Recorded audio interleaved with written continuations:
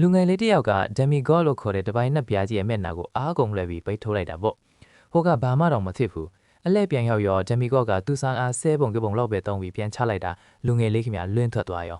ဘလောက်ပြင်းတဲ့ဆိုရင်မေရိုးတောင်ပြုတ်သွားလို့မနှဲပြန်တက်ယူလိုက်ရတယ်ဒမ်မီဂေါကလည်းမင်းအားကဒီလောက်ပဲလားဆိုပြီးလောင်းနေတာပေါ့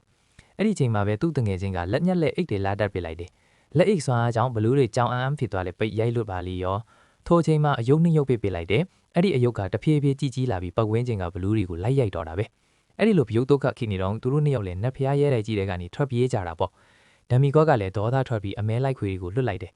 ခွေးတွေအမီလိုက်နိုင်ကနီးလေးမှာပဲသူတို့နှစ်ယောက်ကပေါ်တော်အပေါက်ဖွင့်ပြီးကန်းကျေဘက်ကိုထွက်ပြေးလွတ်မြောက်သွားကြတယ်လွတ်ပြီးလို့ထင်နေတော့ရှိသေးတယ်ရေထဲကနေကားတစ်စီးပေါ်လာပြီးကန်းပေါ်တက်လာပါလေရောကားပေါ်ကနေတက်ရှိနှင်းလူမောင်နှမ၃កောင်ခုန်ဆင်းလာပြီးနှင်းပွင့်နေတဲ့လမ်းပစ်တော့တာပဲအဲ့ဒီနှင်းပွင့်ထိတာနဲ့လူတွေကချက်ချင်းရေခဲတုံးဖြစ်သွားကြရော